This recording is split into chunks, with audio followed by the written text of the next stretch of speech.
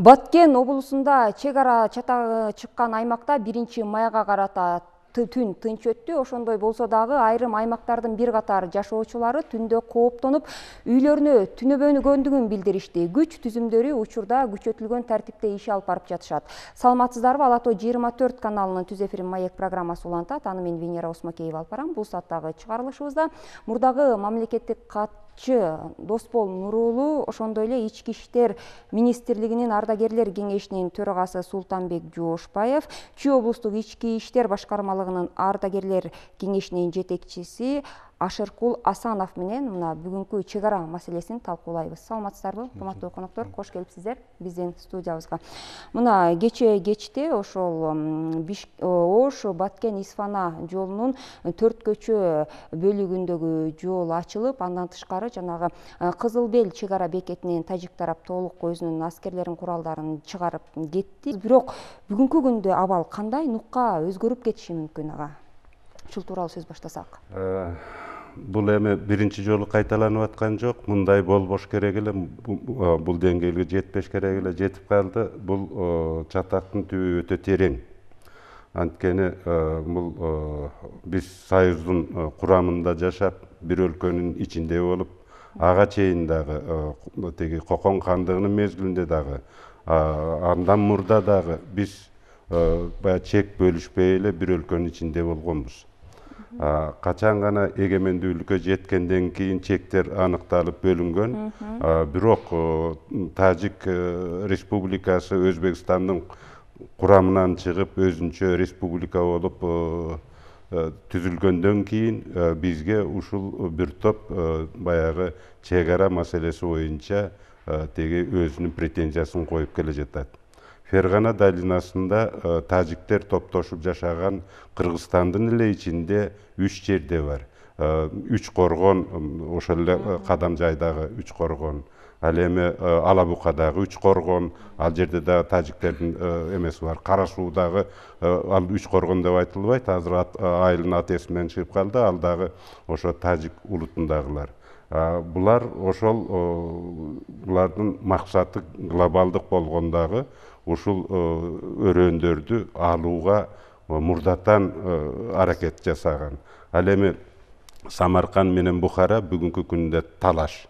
Анткени басымдуу көпчүлүк калкы тажиктер болгон. Эми тажик улуусун жалпы элди теги күнөөлөгөн туура эмес. Эл бардык жерде бирдей, анын жетекчилери, анын кожуткан кишилери, башчылары бар. Алар дайыма бул биздин жер, биздин эл, бизге караш керек, жери менен, суусу менен, мүлкү менен деп. Мына ошол себептен келе жаткан нерсе. Эми конкреттештирип айтканда, азыркы Көкташ менин айылым болот. Ошол жерде өсүп чоңойгонмун мен. Ошол жерден талпынып, мен ушул жерге теги Бишкекке келип иштеп жатам. Ал жерде теги эгемендүүлүк башталгандан эле чыр чыккан жок. Теги 30-жылдан бери келе жатат. 30-жылдан бери бул талаш маселеси маал чыгып келген. Ал эми Советтер Союзунун мезгилинде теги бул маселени чечүү мүмкүнчүлүгү болгон жок. 58-59 жылдары уже чечилип калган, мына так болгондон кийин биздин парламент ратификациялаган менен алардыкы ачык калтырып койгон, кийинкиге калтырууга. Мына ушундай чатактын негизинде 89-жылы Ош окуясынан 1 жыл мурда ушул эле Көкташтын чатагы чыгып, атышууга чейин барган. Теги Фергана областынан Союздун теги куралдуу күчтөрү вертолет менен алып келип ортого таштап, эки жак карап автомат менен асманга атып токтоткон эки элди. Ошол мезгилде 89-жылы. Кийин 1 жылдан кийин Ош окуясы чыгып кетти дагы, Баткендин окуясы унутулуп калды. Мына андан бери жыл сайын кур эмес, дайыма чыгып келет.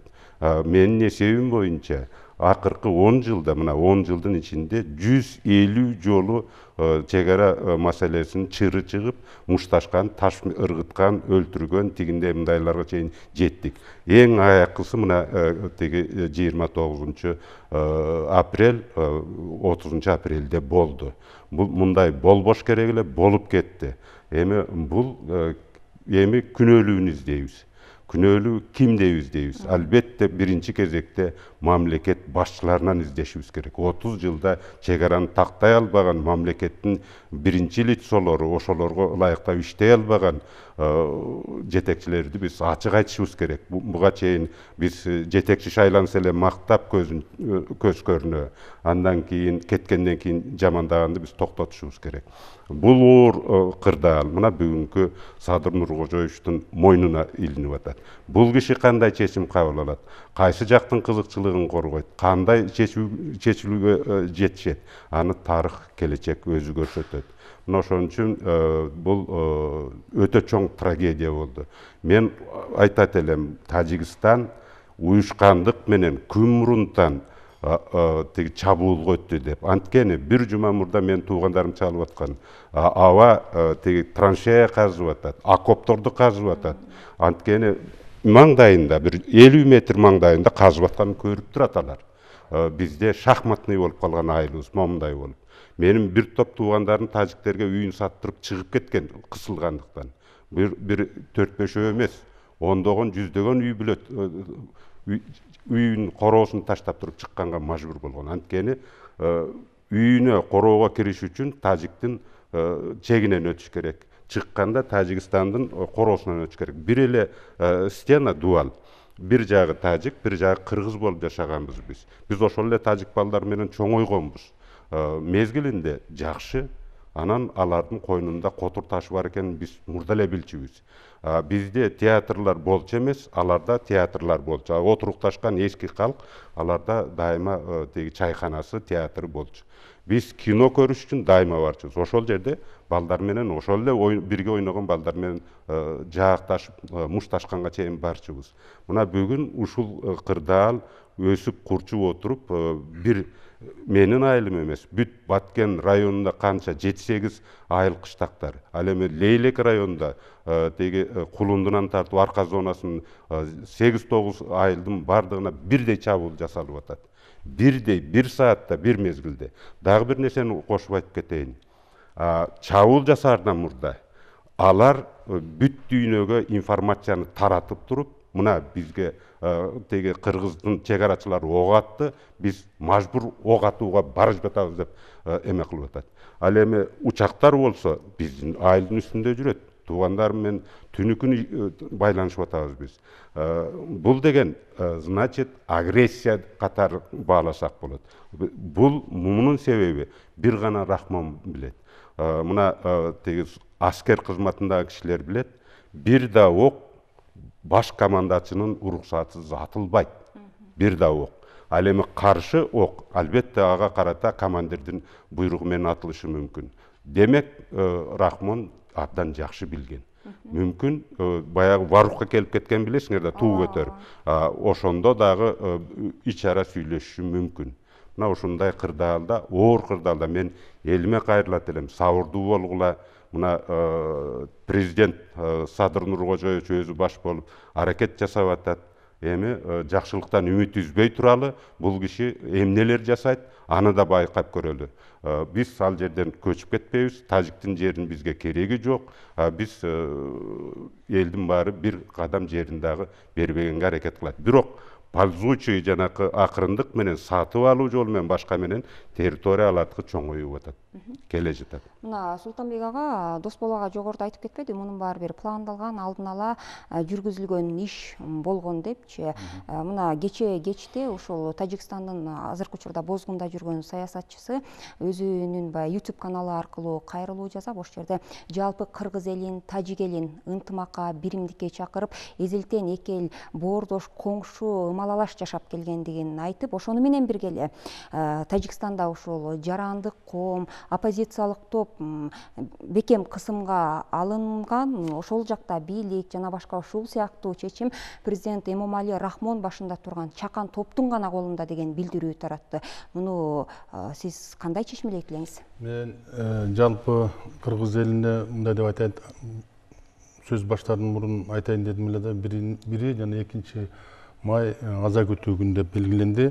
Ошо кызмат ошол жерде каза болгондордун үй бүлөсүнө аскердик болобу, өздүк курам болобу, граждандар ошолорго бир көңүл айтат элем.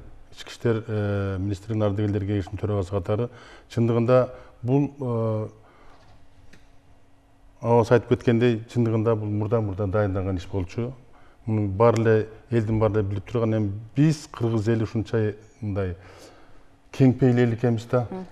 Ошонун аркасы менен ушундай болуп кетти. Чындыгында көптөгөн адамдардын өлүмү болуп калды. Ошонун ичинде күч тутумда дагы адамдар болуп атат. Ошонун ичинде биздин дагы ички иштер министрлигинин ардыгерлери дагы өтүп кетти. Анткени ошол биз милициянын ардыгерлери, мен ушул жерден дагы айтып коюшум керек, эл менен милициянын ортосундагы көпүрөбүз. Ошол жердеги солдаттарга тама алып барат. Бир былтыр чыккан ардыгер өтүп кетти да, ошо октон. Бүгүн ошону жайга барат экен, ошонун бир туугандарына ушул жалпы ардыгерлер атынан көңүл айтат элем. Анан эми сиз айткан суроо боюнча чындыгында эми биз бөлөк мамлекеттин ички шартын мындай деп айтып бизге туура эмес болуш керек. Анткени биз аякта жашабагандан кийин бирок информацияны угуп атабыз. Чындыгында биздин агабыз айткандай бир эле кишинин колунда туруп атат. Биз погон тоогон киши катары, эгерде мамлекеттик башчы команда бербесе, ылдый жак эч кандай болбойт. Мына бизде алардын бизде эле угуп аттык, ушул көп качып атат деген утканда да бизде ошол против жасасак, анда айтмак, мына кыргызстандар даярданып атат деп. Биздин кыргыздар мүмкүн тактикада жашады болуш деп ойлойм. Бирок мен эми жалпы кыргыз элине ошол эле Сох областында мен ошол 18-жылы бардым беле, ошол жерде ардыгерлер менен сүйлөшкөндө мен айттым, кандай силер өзүңөр жакшы адамдар келсиңер, эмне үчүн ушул эки эл ынтымакка келбейбиз, эмне үчүн ушуга барып атабыз десек, алардын сөздөрү таптакыр бөлөк эле да. Эми бүгүнкү күндө ал жактан да көп жоготуулар болду. Мен ойлойм, эки элдин ырзалыгы ынтымак болуш керек. Ынтымак болбосо бул боло бербейт. Мен эмнегедир ушунчалык жүрөгүм ооруйт, ушу ороз айтында ушундай оокаттуулук болбош керек эле. Анан булар динге де баш ийбейт го деп ойлойм мен.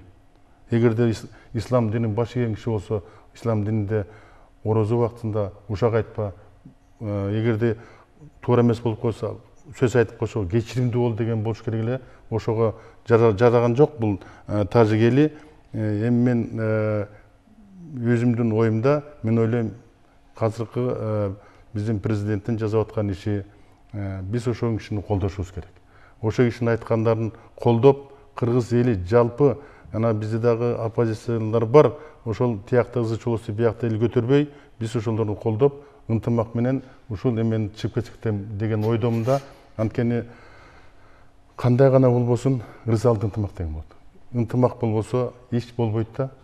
Колдон келсе, мен ушул 2 күндөн бери баардык облустун, бизде райондон облустук ардыгерлер кеңештери бар. Ошолордун төрагалары менен сүйлөшүп, биз колдон келсе жардам берели деген сунуштарды айтып атабыз. Кайрылуу жазып атабыз. Тынчтык болсун, колдойлук биздин президентибизди. Мына Кудай берсе жакында жаңы баш мыйзамыбыз күчүнө кирсе, ошондо анча-мынча дагы бир бизге дагы биздин ички иштер министрлигинин иштери дагы оңолуп келет деген оюм. Анткени мына 17-жылда бизде жаңы 5 кодекс, 2 закон кабыл алды го. Сиз деле ошол мени колдойт болушуңуз керек. Бир окууда кабыл алып чыктады да, ошондо биздин ички иштер кызматкерлеринин закондор менен колдорун бугуп чыган. Себеп дегенде ал так иштей албай атканда, мунун баарын жасап аткан ушу Европадан келген биздин оппозициялар жасаган иши болчу да. Эми ушул жаңы баш мыйзам эртерээк күчүнө кирип, жанагы бир 54 закондорду кайта инвентаризация болот деп атат. Ошондо биз көптөгөн сунуштарды дайындап койдук. Ошонун баардыгын мурунку эле Союз убагындагы УК менен иштеп кетсек, кыргыз эли алдыга чыгат болуш керек. Анан мына бул эми согуш да. бөлөк мамлекет бизге кол салды. Бул дипломатия менен, сүйлөшүү менен, ушу эки президенттин ортосундагы чоң сүйлөшүү менен бир тынчтык болуп калса деген менин тилегим. Анан эми бүгүнкү күндө азыр биздин министр Баткенде, Сох областынын Тажик Республикасынын президент министри менен жана Сохтун начальник управлениясы менен сүйлөшүүлөр жүрдү. Андан тышкары биздин биринчи ички иштер министри биринчи орун басары Сүйүн Намдаев да ошол жакта жүрүп атат. Лейлекте, Баткен райондорунда ошол жерде дагы тынчтыкты түнү менен иштешти. Мен ошо бияка чыгарды, ошолор менен телефон аркылуу байланыштым. Чындыгында ошолорго дагы бир кубат күч берсин дейт элем мен. Жакшы. Ашыркул ага, айтсаңыз, мына ушул көп жылдан бери күч түзүмүндө иш алып барган ардагер катары бүгүнкү күндө эми ушул окуя кайрадан кайталанып кетпейт деп ким кепилдик бере алат? Эми бул окуяды биякта агай айтып кетпеди. Бул бир күндүк окуя эмес депчи. Эгерден тарыхты карап көрсөк, бул илгертен эле келаткан окуя экен. Бияктан дагы агай аба айтып кетти. Эң акыркысы 89-жылы Жалаң суу талаштан ушу нушуна чыр чыкканда, анда биздин органда иштеп туруп, биз ошол жака барганбыз, Баткенге барганбыз. Ошол жерден кайта бүт баарын ордуна келтирип, эки эл, Тажик менен Кыргыз эли бириктешип, ынтымак келишип таркашкан. Андан кийинки окуядан кийин эле аба айтып атат, эсептеп көрүптүр, 137 случай акыркы 10 жылдын ичинде эле деп айтып атат. Акыркы 10 жылдын ичинде. Акыркы 10 жылдын ичинде эсептеп көрүп айтып атат 137 деп. Бул бекерден чыккан окуялар эмес да. Бул жер талашкан, үй талашкан, жылмай болуп. А биз кыргыз эли өзүбүз айкөлбүз. Тигилер келсе, конок болуп келсе, киргизип коюп, чай берип коюп, акырын биз өзүбүз жылып кете бергенбиз. Мына ошонун негизинен бүгүнкү окуя болуп атат. Бул бир күндүк окуя эмес, бул даярдалып келген. Эми үчүн дегенде бир күндө эле ок атып, Ламберек менен вертолетторду учурган бул накта 41-жылкы согушта болуп калып атпайбы?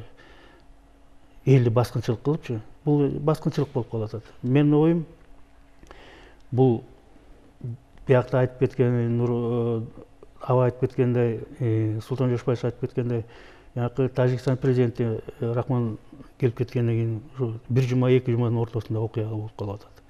Бул даярдалган, көрүлгөн. Ар бир жетекчилик өзүнүн иш кол алдында иштегендерге тапшырма бермейинче эч ким эчтеке аткара албайт да. Ошондуктан бул келип кеткенден кийин өзүнүн кол алдындагыларга атайын тапшырма берип туруп, определенный убакыт айтып, Орозондо майдын алдында ушундай болууга мүмкүнчүлүктү түзүп берип койгон. Ал кетти, келип кетти. Ал келип чыккан сөздөрдүн баарын маалымат каражаты тескери буруп туруп, жөн эле келип кетти, көрүп кетти деген мааниде айтырып калды да. А негизги түбү бул элдин ортосундагы, Тажик менен Кыргыз элинин ортосундагы карама-каршылыктарды түзүп койду. Бүгүнкү 29-30-сунда дагы жеке Кыргыз эл эмес, бөлөк мамлекеттер да уже переживать этет. Туркия эли, арабтардан дагы мына бүгүнкү гуманитардык жардам келип атат деп айтып атат. Эл тараза дегенде бекерден айтылбайт экен, эл тараза болуп туруп, ошонун баарын Кыргыз элинин акыйкаттуулугун, ынтымакты, айкөлдүгүн көрсөтүп коюп атат да бул жерде дагы. Эми Россия мамлекетинде дагы жанагы ОБДКнын айткан сөздөрүнө караганда уруш каяктан чыкканын туура кылып көрсөтпөй берсе да, акырындап ошо каяк жактан чыкканын билинип турат. Мен как ветеран катары, төрага катары айтарым, ушу 2-3 күндөн бери, ушу башталгандан бери биздин ардагерлер күнөөгө звонить этишти. Эмне кылалы, баралыбы, кандай жардам керек экенин айтыңыз, МВД менен сүйлөшүңүз депчи. Мына Султан Жошбаев отурат алдыбызда, ада бул киши дагы айтып берди. Бардык келген жардамдарды ардагерлер өзүнүн колунан келген жардамдарын аяшпайт. Байланышып атат. Кече жакын эле Курман чыккан ардагер өзүнүн жерин коргойм деп шерт болуп кетип атат, каза болуп кетип атат. Бул дагы биз үчүн өтө оор. Ал ардагер эчтекени көргөн жок, эс алган жок. Үй бүлөсү калып калып атат, бир туугандары калып калып атат. Биз үчүн өтө оор. Эгерден эки элдин ынтымагы болбосо, кошуна менен жакшы жашабаса, чатак дайыма чыгып турат да. Ошондуктан мен айтат элем, эки элде жөнөкөй эле, карапайым элде эч кандай мындай чатагы жок. Бирөө Кудай, бирөө Кудагый, бирөө бир тууган катары жашашкан убак. Аба айткандай. Булардын баары жогору жактан келип аткандар. Баардык средства массовой информацияга окусак эле ким жаман, баягы эле кеткен туура эмес маалыматтар берип атат Тажикстан жактанчы. Анан бүгүнкү күндө маалымат каражатында уже оппозиция чыгып, Рахмон кетсин деген уже урандар чыга баштады. Буга чейин болгон эмес да. Бу да өзүнчө уже Рахмонго карата оппозициялык күч пайда болуп аткан белгилүү болуп атат да. Мен эми орган киши катары 89-жылы көргөн киши катары бүгүнкү күнү 29-30 болгон окуянын мындай маалымат каражатын билген катары айтат элем, ушу ынтымак болбосо, ырысалдык ынтымак болбосо эч качан жеңбейбиз мунучу. Бүгүнкү күнү эртеси күнү Совет Безопасности чакырып, Садыр Нуркожоевич Новиковду жөнөттү, Камчыбек Ташиев келип калды өзүнүн убагында. Мен ойлойм, бул чечилет. Бирок чечилгенде кандай чечилет, пока эч ким айта албайт анычы. Бул иш боюнча, жанакы үй өрттөнгөндүгү боюнча, заправка өрттөнгөндүгү боюнча, жанакы имараттар өрттөнгөндүгү боюнча, жана бөлөктөр кайтыш болгондор боюнча кылмыш иш козголду. Кылмыш иши бүгүнкү күндө тергелип атат. Аны кийинки биздин тергөө органдары ордуна коет деп ишенебиз. Канча зыян келтирген, ар бир адам жоготу бул үчүн өтө оор. Орду кайта келбейт. Анын балдары, бала чагасы, ата энеси турат, бир туугандар турат, жалпы кыргыз эли турат. Бул биз үчүн өтө бул оор. Ошондуктан мен чакырат элем бардыгын. Ынтымакка келип, аракчылыкка келип, бир чечимге келели. Тергөөнүн жыйынтыгын күтөлү депчи. Бирок буга точка коюшубуз керек да, акыркысы депчи. Точка коюшубуз керек. Бүгүнкү жаңы бийлик буга чейин кагылышып көрүлгөн эмес. Садыр Нуркожоев өзү айтып атат. Бул мен суроону 16 жыл мурун көтөрдүм элем депчи. Муну бүгүн кайталанып атат деп мен буга күбө болуп атам депчи. Садыр Нуркожоев бүгүн ошону чечим кабыл алыш керек. Жакшы, рахмат. Мен кошумча айтып кетким келет. Ошо жакшы маселе көтөрүлүп калды. Прокуратура иш козгоду. Теги иш козгогондо 30 жылдан бери өнөкөт болуп калган биздин күч органдарынын, айрыкча Ички иштер министрлиги тарабынан тапшырылат. Бул көп эмес иликтөө. Мен ушу жетекчилерге да кайрылып кетмекмин. Басага алып эле сен козгогонсуң, сен эме кылгансың деп ошо жергиликтүү жаш балдарды, жаштарды теги жоопко тартып, көпчүлүгү Россияга да чыгып кеткенге мажбур болгон. Мындай иликтебей туруп, жеткире иликтебей туруп, бул бир топ туура эмес позицияларга барган мезгил. Мына кан күйүп атат ал жерде, таш атылып атат, короосуна кирип келип атат. Ал эмоцияга алдырган үй бүлө, апасы, атасы жабыр тартып атат. Анан баласы карап турбайт да. Эмоция менен мүмкүн мыйзам чегинен кичине чыгып да кеткендир. Мына бир ошол эле Көкташтык менин бир туугандарым бизде ушу сен козгогонсуң деген айып менен теги Россияда качып жүрсө, Тажикстандын МВДсы барып туруп, Россиянын жетекчилери менен сүйлөшүп, ошол эле структура менен сүйлөшүп, аны алып кетип бере жатат. Моуларды этият болуш керек. Азыр кан күйүп турган жерде кайра кыргыздын балдарын курмандыкка чалуу бул өзү ашепкелик болот. Ал жерде теги милициянын кызматкерлери карап гана турган. Мына видео чыгып кетти. Мен кечээ теги 5-каналдан айттым эле. Биздин короолорго кирип келип атат кадимкидей эле теги солдаттарынан сырткары ошол жергиликтүү тажиктин калктары. А биздики солдаттарыбыз астыбызды тосуп турат калкты. Өткөртпөйт, өзүнүн үйүнө өткөртпөйт. Мечитти ээлеп алды деп кыйкырып атат ал берки кишилер. Мына маңдайымдагы мечитти үйлөргө каптап кирип атат. Ал жерден балдарды алып чыгып кеткен. Каны күйүп атат аларды. Эми эртең иликтөөдө как раз ошолордун өзү мүмкүн өлүү деп табышы мүмкүн. Сен туура эмес сүйлөдүң, мына туура эмес жасап койдуң деп. Мына ушундан этият болушубуз керек. Биз өзүбүздүн балдарды курмандыкка чалбаш керек. Бизге бийликти жергиликтүү элге каршы көрсөтпөш керек. Мына ушул жагынан этият болушубуз керек. Досбол ага, мына жогоруда сиздер жакшы белгилеп кеткендей, ошондо бүгүнкү күндө ошол козголгон иш оор бир эмне менен козголбоду. Жанагындай согуштук аракеттерди жүргүзүү, эл аралык мыйзамдарды, келишимдерди бузуу деген берененин негизинде козголуп атат. Бирок мен айтайын дегеним башка. Бул козголгон иш кыргыз жарандарына козголгон жок. Мен аны абдан жакшы түшүнүп турам. Бирок бул козгоп материалдарды чогултуп берип туруп, эл аралык сотторго гана кетет. Ошону сурайын дегеним да, мына иш козголду. Бүгүнкү күндө кыргызстандык эмес, эл аралык серепчилер дагы ошол чатактын башы алгач Тажикстан тараптан болгондугун дагы айтып жатышат да. Мына ушундай учурда баягы эл аралык уюмдардын реакциясы, алардын баа берүүсү кандай болушу керек? Момундай болуп калды да. Мен абдан следить этип чет өлкөлүк басмаларда карап аттым. Жан башында айтып кетпедимби? Булар биринчи информацияны чыгарып коюп туруп, андан кийин согушту баштады бизге карата. Бул абдан шермендечилик бийлик тарабынан, Тажикстандын бийлиги тарабынан. Анткени теги алар абдан биринчи утту. Ал эми Москванын, Россиянын бир боор элибиз деп жатпайбыз биз, жанагы теги Алыкул Осмоновдун ырындай теги Россияны. Анын бийлигиндеги теги баягы журналисттер биринчи Кыргызстанды каралап чыкты. Муну силер да абдан следить этип көрүп атасыңар. Бул деген бул саясий түпкүрү өтө терең маселе. Керек болсо баягы теги следствияга иш козголгондон кийин негизи прокуратура жүргүзбөйт, сиздердин кызматкерлер жүргүзүшү мүмкүн көп мезгилде, туурабы? Жок, бул жерде кыскасы бул международный праволарды мен билбейт экенмин. Эл аралык ошол жана сиз айткандай теги саяпкерлерди дагы, правоведтерди дагы кошушубуз керек. Кайдан канча болду? Область боюнча бир мезгилде нападение болуп атат. Көрдүңүзбү? Биздин элди, тынч жаткан элди, кабарсыз элди, мына 41-чи жылдагыдай эле болду бул өзү. Теги Советтер Союзунун территориясына киргендей. Областта канча Лейлек Баткен менен чектешет, канча айыл кыштак болсо ошого кирип келди. Болгондо да тик учактар, оор техникалар менен, минометтор менен пайдаланып атат.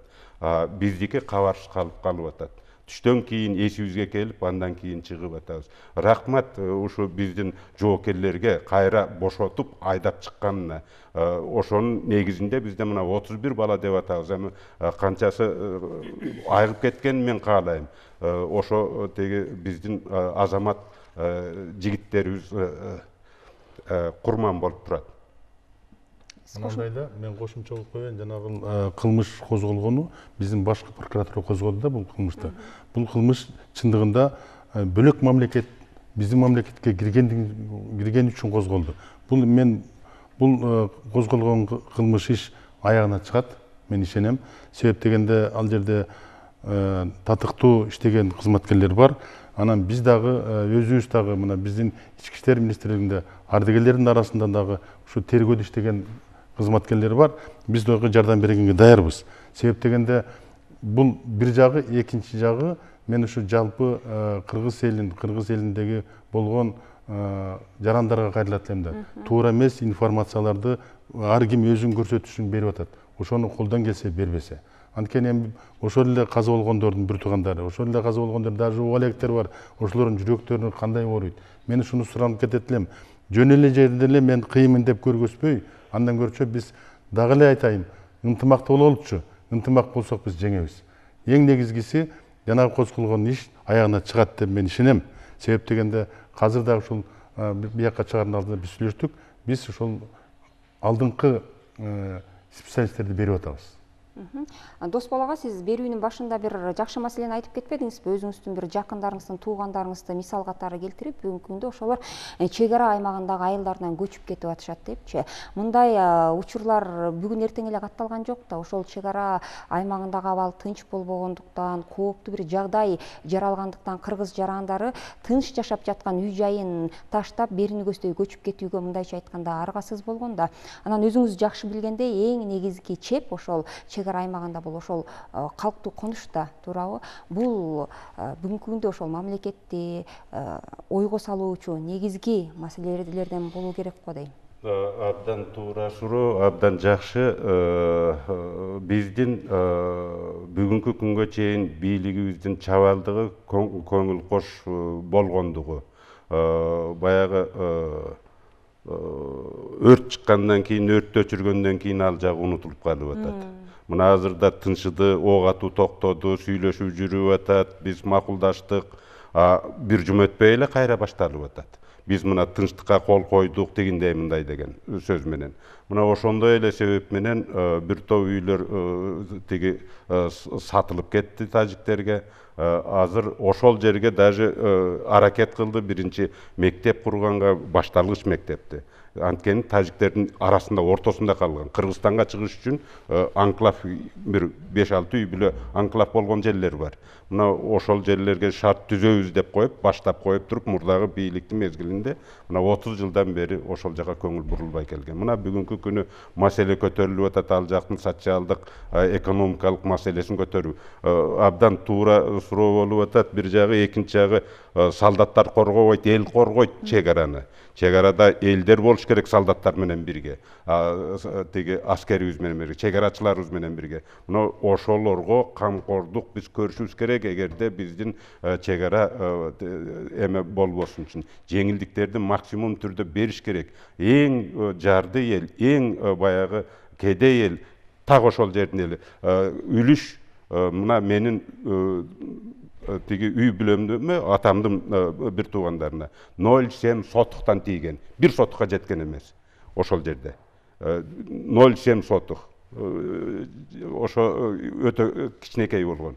Бардыгы чогулуп, тиги бир атамдан тараган балдардын, тукумдардын баары бир 60-70 киши экен. Бир 50 сотукка жетпеген жер тийиптир.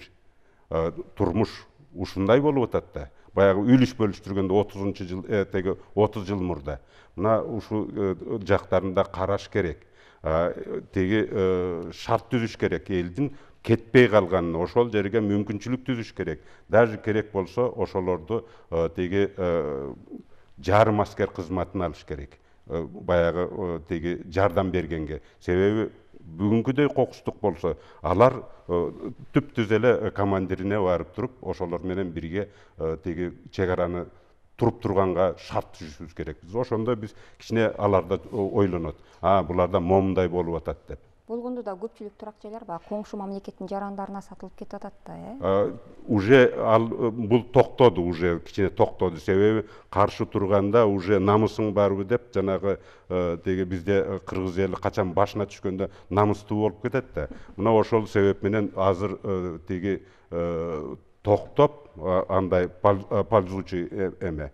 Теги азыр эми эсине келип туруп, алар дагы кичине катуураак туруп жатат. Кошумча кылып койсом, эгерде мүмкүнчүлүк болсо.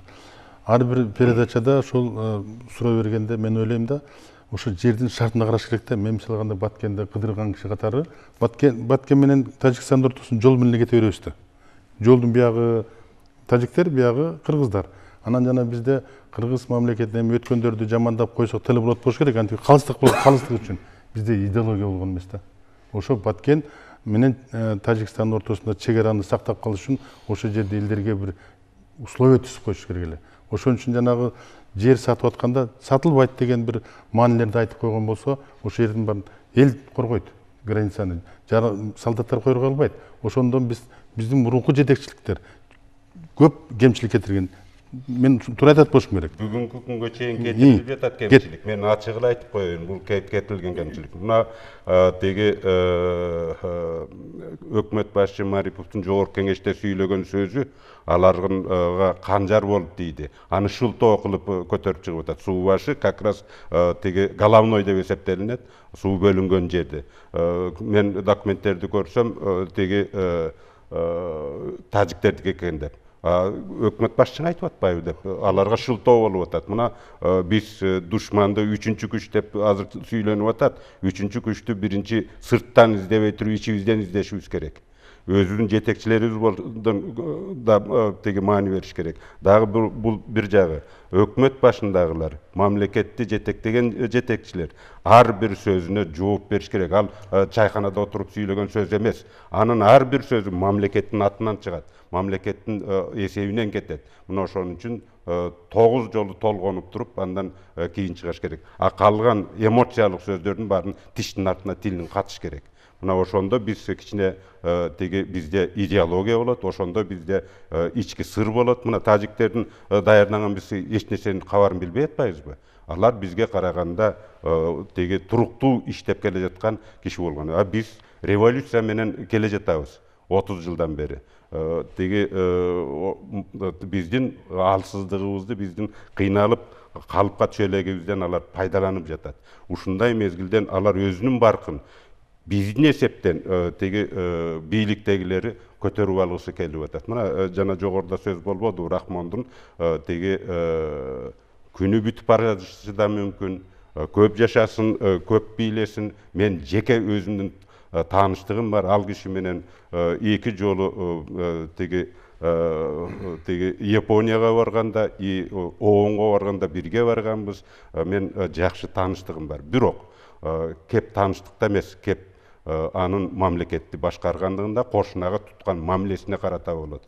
Биз менен ынтымакта болуп, келишимге келип туруп, чекти аныктаганча эки президент бир колючий проволокаларды тартып, условный гана, андан кийин жумушчу топ хото бир 5-6 жыл иштей берсин такталганча, андан кийин десе туура болмак. Эгерде биз колючий проволока тартып койгондо, ошол айылдардын ортосунда ким бузса, ал башы менен жооп берет, кайсы тарап бузса. Кыргыз калкы, мен өз элимди актап аткан жокмун, кыргызга мүнөздүү нерсе үйүнө келмейин эч качан козголбойт. Бирөөнүн территориясынан басып барбайт. Бул биздин менталитет. Бир дагы чатак кыргыз тарабынан чыккан эмес. Мына акыркы жылдын 10 жылдын ичинде 150 деп атам. Ошо 150-нүн бирөөсүндө дагы бир кыргыздын чатагы менен чатак чыккан жок. Жалаң тажик туугандардын, жанакы бузатёрлордун, ошолордун бийлигинин, ошолордун жетекчилигинин астында чыгып атат. Ошол айылдын башчысы билип туруп, Тажикстандын кишилери уюшулуп туруп, анан чатак чыгарып атат.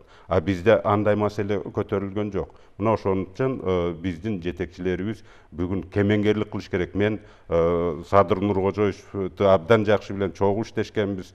Мен ага ийгилик каалайм. Анын кемеңгерлиги керек бизге. Ал эми кемеңгер болбосо дагы эле убаракерчилик болот. Калыгулдун бир сөзүн эсиңерге салып коеюн. Улугуң ойчул болбосо убара тарткан эл карып дейт. Мына бүгүн карып болуп атабыз биз. Мына ошон үчүн мен бул кишиге кемеңгерликти каалайм, баягы сабырдуулукту каалайм, эртерээк чечкенге жетишкендикти каалайм. Жакшы, рахмат, урматтуу коноктор. Бизге берилген убакыт дагы соңуна келип калды. Убактыңыздарды бөлүп биздин студиябызга келип, мына ушул аксакал катары кыргыз-тажик чек арасындагы абал тууралуу өзүңүздөрдүн кеп кеңешиңиздерди айткандыгыңыздар үчүн ыраазычылык билдиребиз. Биз болсо ошол кечээки чек ара жаңжалында жакындарын жоготкон мекендештерибизге терең кайгыруу менен биз дагы көңүл айтабыз. Маектин бул сааттагы чыгарылышында кыргыз-тажик чек арасы тууралуу сөз кылдык. Бизде конокто мурдагы мамлекеттик катчы Досбол Нурулуу, ошондой эле ички иштер органдарынын ардагерлер кеңешинин төрагасы Султанбек Жоошбаев, Чүй облустук ички иштер башкармалыгынын ардагерлер кеңешинин төрагасы Ашыркул Асанов болду. Берүүнү болсо мен Венера Осмакеева алып бардым. Каналдан алыстабаңыздар. Рахмат. Рахмат.